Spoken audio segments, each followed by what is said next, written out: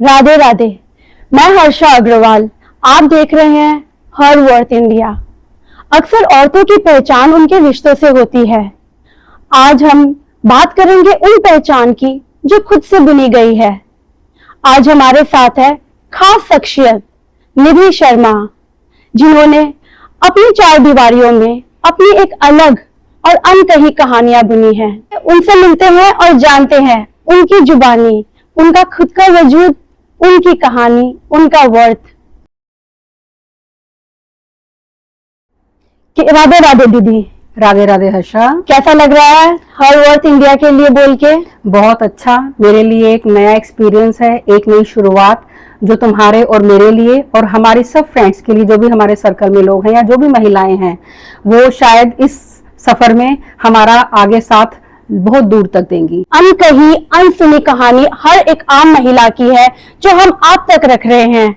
आइए चलिए आज की चर्चा करते हैं। दीदी, शादी और परिवार के बीच आपने अपनी खुद की पहचान बनाने के लिए ऐसा कौन सा ठोस कदम उठाया जो खुद से बुनी गई हो? शादी और परिवार दोनों बहुत बड़े बड़े शब्द हैं या बड़ी बड़ी परिभाषाएं हैं लाइफ को जीने के लिए। और कोई भी स्त्री हो, कोई भी लड़की हो, उसको जीवन में इन दोनों को बैलेंस करने के लिए एक नहीं हजारों कोशिशें करनी पड़ती हैं। मैंने एक छोटी सी कोशिश सिर्फ यही रखी कि मैंने, अब लड़ाई भले ही मेरी थी, मेरे लिए थी या किसी और के लिए थी, मैंने हमेशा ईमानदारी का साथ दिया। मुझे गलत बोलना है, मुझे सही बोलना है, मुझे सामने वाले को मैनिपुलेट नहीं करना है। जो बात जैसी है उसको वैसे ही बोला और हमेशा ये सोचा अन्याय ना हो किसी के भी साथ। सिर्फ यही मेरी एक सिद्धांत रहा कि मुझे झूठ नहीं बोलना है। जो जैसा है उन सब बातों को बिल्कुल साफ साफ बोल के आप एटलीस्ट थोड़े टाइम बाद या कुछ सालों बाद अपने आप को जवाब दे सको कि मैं वहां पे गलत नहीं थी।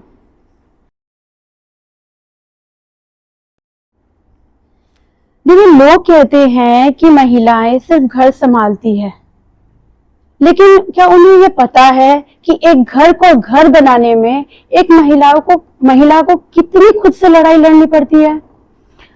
हाँ बिल्कुल हर्षा, लड़ाई अपने आत्मसम्मान के लिए होती है। लड़ाई अपने घर को आगे तक लेके जाने के लिए सिद्धांतों से भी होती है। वो हर लड़ाई है जब एक स्त्री अपने परिवार को संभालने के लिए, उसको आगे लेके जाने के लिए बहुत सारे संघर्ष अपने आप से भी करती है और दूसरों में वो काबिलियत पैदा करने के लिए कई बार उसको अपनी आत्मा, अपने सिद्धांतों से भी लड़ना पड़ता है। और सीधी स्त्री या बहुत सीधा होना, बहुत चौकन्ना ना होना, वो आपके परिवार को नुकसान पहुंचाता है। जब आप स्मार्ट होती हैं, जब आप एक्टिव होती हैं और आपको ये पता है कि मेरे परिवार के आसपास ये चीजें हो रही हैं, तो अपने परिवार को, अपनी फैमिली को उन सब चीजों से बचाने के लिए आपका स्मार्ट होना, अपने चारों तरफ एक सुरक्षा घेरा बनाना ताकि मेरे परिवार को कोई भी किसी तरह का नुकसान ना पहुंचा सके, ये बहुत जरूरी होता है। और ये वही लड़ाई है जब एक सीधी सादी सी लेडी एकदम से चारों तरफ अलर्ट रहती है कि मेरे परिवार की तरफ क्या बात आ रही है, मुझे उसको रिजॉल्व करना है, मुझे उसको दूर करना है। हाँ, तो ये लड़ाई हर औरत को लड़नी भी चाहिए और लड़नी आनी भी चाहिए, नहीं तो आप अपने परिवार को नहीं संभाल पाओगे। ये एक ऐसी लड़ाई हुई ना दी जो एक्चुअली किसी को दिखता ही नहीं है, औरत खुद से लड़ती है। एंड ये हमारे लिए बहुत इंस्पायरिंग है कि जो दिखता नहीं है उससे हर महिला लड़ती है एंड इसका रिजल्ट जो होता है दैट इज समथिंग, ये हमारे लिए बहुत फ्रूटफुल है। बिल्कुल, लड़ाई शब्द हम इसको ऐसे कह सकते हैं कि संघर्ष अपने आप से, अपनी आत्मा से। कई बार आप वैसे नहीं होते हो पर आपको बनना पड़ता है अपने परिवार को सेफ रखने के लिए। कई बार आप बिल्कुल नहीं बोलते हो, आप बहुत शांत होते हो, पर जब आपको लगता है कि नहीं, मेरे ना बोलने से मेरी फैमिली को नुकसान हो रहा है या उस पर कोई उंगली उठा रहा है, तब आपको बोलना भी चाहिए और बोलना पड़ता भी है।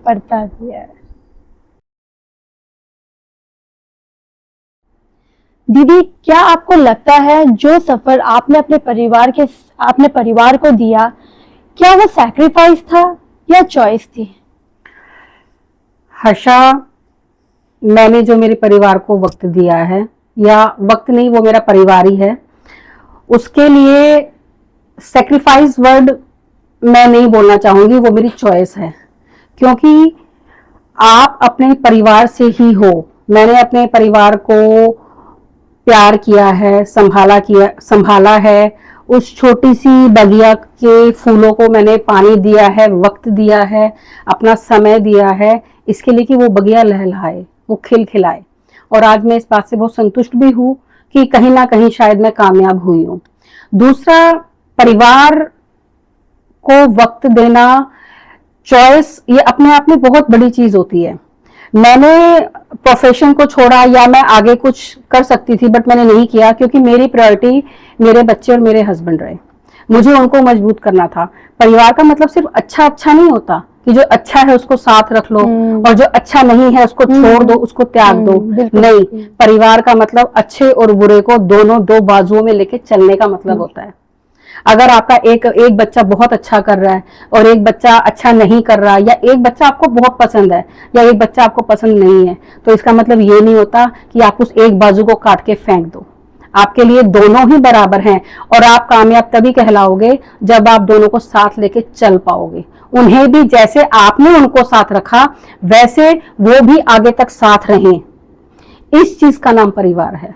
परिवार काट के फेंक देने का नाम नहीं है, परिवार साथ में जुड़ के चलने का नाम है। और ये मेरी चॉइस थी और मुझे बहुत खुशी है कि आज मैं कहीं भी, मेरे रिलेटिव हैं या मेरे लोग हैं, मैं वहां पे एक माध्यम हूँ जुड़ने का।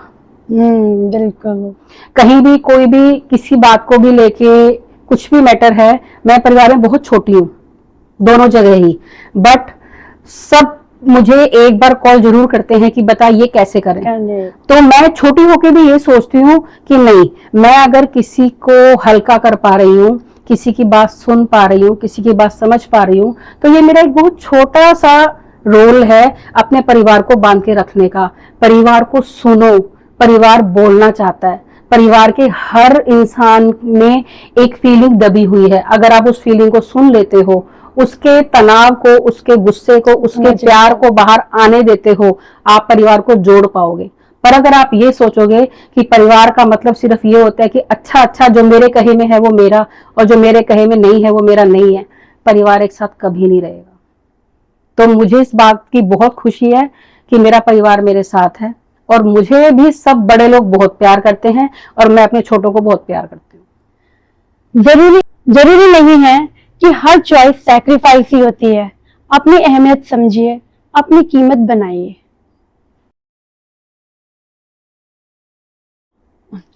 दीदी, सबकी पसंद का ख्याल रखते रखते क्या आपने अपने लिए आखिरी बार खुद के लिए कोई बात ऐसी चुनी थी? हाँ हर्षा, मैंने चुना अपने आप को, अपने लिए, अकेले में, खुद के लिए। अरे वाह। मुझे लिखने का शौक है, तो मैंने अपना वो शौक नहीं छोड़ा। मैं खुश थी या किन्हीं चीजों से जूझ रही थी, बट मैंने अपनी फीलिंग्स को सफेद पन्नों पे उतारा और अपने लिए उतारा, ताकि मैं उनको दोबारा जी सकूं, उन लम्हों को वापस याद कर सकूं। इसलिए मैंने अपना लिखने का शौक कभी नहीं छोड़ा। आज भी मेरे ड्रॉर में 2 से 3 डायरीज जो हैं वो भरी हुई है, लिखी हुई, क्योंकि मैंने अपने एक उस मन को नहीं जाने दिया कहीं भी।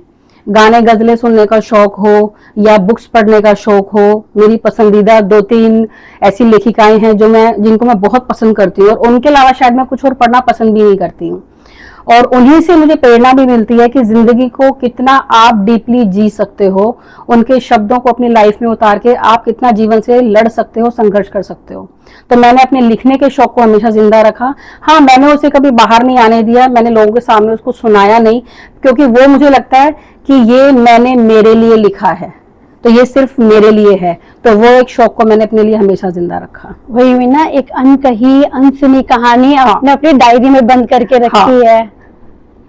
और ये शायद हर लेडी को करना चाहिए। वक्त के साथ साथ हम लोग क्या करते हैं, बच्चे फैमिली में गुम हो जाते हैं और हम अपने शौकों को मार देते हैं। पर इतना मैं जरूर कहना चाहूंगी कि जिंदगी के साथ साथ अपने शौकों को मारो मत, क्योंकि अगर आप मर गए, आपका शौक मर गया, आपका बचपना चला गया, तो आप जिंदगी नहीं जी पाओगे। आप उसको जियोगे, सब कुछ करोगे, बट जब आप अपने लिए जीना छोड़ देते हो ना, तो जिंदगी को जीने का मजा आप समझ ही नहीं पाते हो कि आप उसे कैसे डिफाइन करना चाहते हो।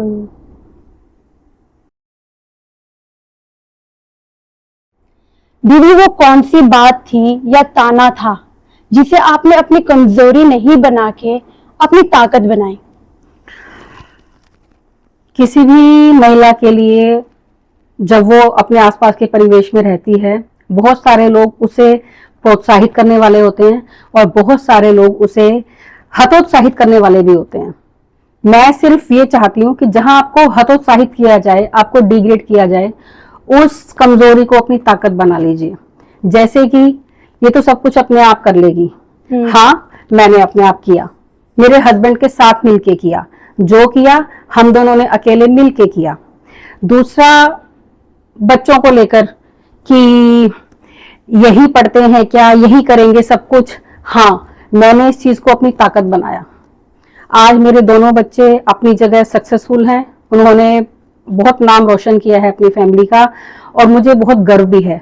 पर मैंने उनको भी यही सिखाया कि बेटा जब तुम्हें दुनिया ये बोले ना तुम ये नहीं हो, तुम्हें वो बन के दिखाना है। तो यही मैं सभी को यही बोलूंगी, अपने फ्रेंड्स को भी, कि कोई अगर तुम्हें कमी निकालता है ना, उस कमी को लेकर रो मत कि उसने हमें ऐसा क्यों कहा। उसको धीरे धीरे अपने अंदर अपने आत्मबल से ऐसी ताकत में कन्वर्ट कर लो कि लोग कल तुम्हें उसी के लिए याद करें, हमने ये कहा था और इसने इसका जवाब हमें दे दिया। मतलब अपनी ताकत हमें खुद बननी है, अपनी ताकत हमें खुद बननी है। और दूसरा जब तुम्हें कमजोर कहे ना तो उसको सुनो, बड़े प्यार से शांति से सुन लो कि हाँ ठीक है ऐसा है, बट अकेले में उस पर मंथन करो, उस पर विचार करो और फिर उसी कमजोरी को अपनी ताकत बना के दुनिया के सामने एग्जाम्पल सेट कर दो।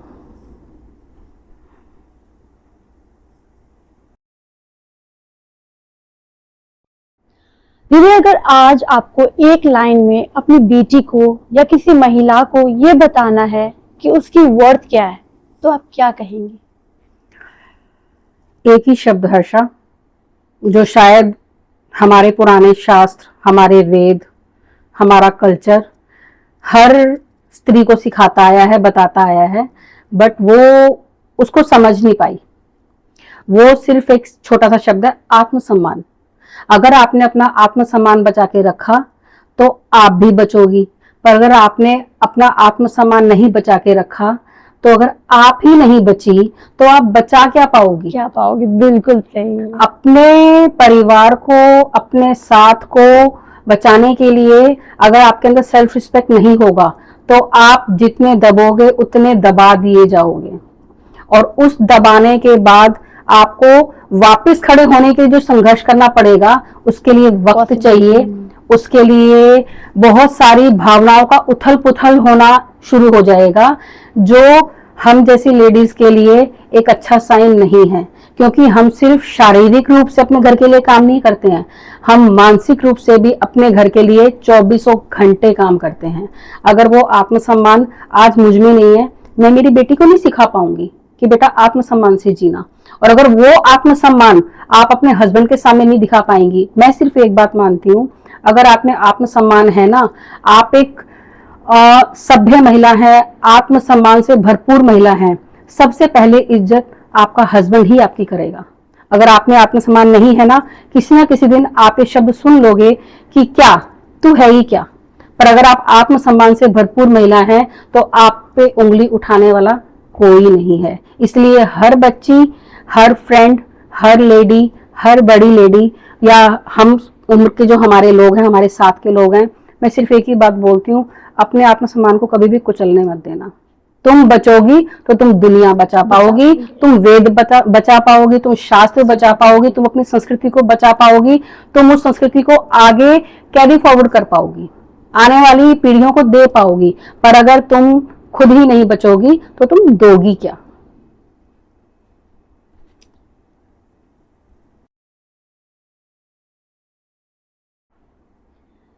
दीदी, आज आप क्या मैसेज देना चाहेंगी अपनी फ्रेंड्स को, कलीग्स को, समाज की उन महिलाओं को जो अपने आप को घर में बंद करे बैठी है, जो इनसिक्योर फील करे बैठी है कि नहीं, मेरी जगह जहाँ है मैं ठीक हूँ, मेरे को ज्यादा नहीं सोचना।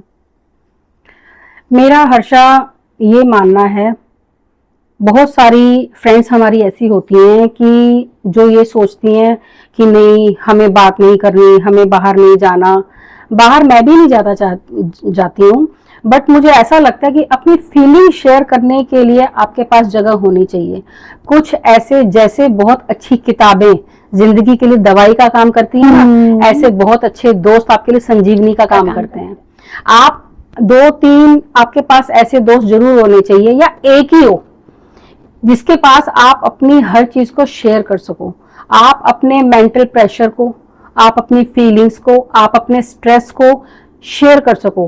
क्योंकि शेयर करने का मतलब ये नहीं होता कि आप criticising someone, you are in front of anyone else, but इसका मतलब ये होता है कि आप जब कुछ अपना अंदर घुटा हुआ बाहर निकाल देते हो, अपनी फीलिंग्स को बाहर निकाल देते हो, आप हल्के हो जाते हो। और सामने वाले का भी कुछ सुन के आपको ये पता लगता है कि मुझे ऐसा सोचना चाहिए, मुझे ऐसा करना चाहिए। नहीं तो आजकल खासकर इंडिया में या ऑल ओवर वर्ल्ड भी आप बोल सकते हो कि बहुत सारी लेडीज इस चीज से जूझ रही हैं कि उनके पास शेयर करने के लिए या बात करने के लिए एक सही कंधा, एक सही दोस्त नहीं है। But by the grace of God मुझे मेरे हस्बैंड भी बहुत अच्छे मिले हैं, जिनसे मुझे शायद कहीं बाहर जरूरत ही नहीं पड़ती कुछ शेयर करने की। बट मेरा फ्रेंड सर्कल, मेरी फ्रेंड्स हर्षा और बहुत सारे फ्रेंड्स मेरे ऐसे जिनके साथ मुझे मिलके बहुत अच्छा लगता है। ऐसा लगता है कि हमने जिंदगी जी ली। भले ही हम महीने में एक बार मिले, भले ही हम हफ्ते में एक बार मिले, बट वो फीलिंग हमें अच्छी लगती है। तो मैं ये जरूर कहना चाहूंगी, प्लीज अंदर मत घुटो। जरूरी नहीं है कि फ्रेंड्स ही हो, आपकी देरानी, आपकी जेठानी, आपकी सास, आपकी ननद, कोई भी हो सकता है जिससे आप अपनी फीलिंग को शेयर करो। बट शेयर, क्योंकि हमारी सबसे बड़ी प्रॉब्लम यही है कि हम शेयर नहीं करते हैं, घुट जाते हैं, और उस घुटन में बहुत सारी बीमारियां, बीपी, शुगर, टेंशन, बहुत सारी हम मोल लेके बैठ जाते हैं। तो प्लीज शेयर एवरीथिंग। यही मैसेज है मेरा मेरी फ्रेंड्स के लिए। तो ये थी निधि शर्मा की अनसुनी अनकही बातें। याद रखिए, आपकी वर्थ आपसे शुरू होती है। आइए जुड़िए अगले शुक्रवार एक नई दास्तां के साथ। हर वर्थ इंडिया। हर औरत की अपनी एक पहचान, अपनी एक कीमत होती है। जय गुरुदेव। जय गुरु।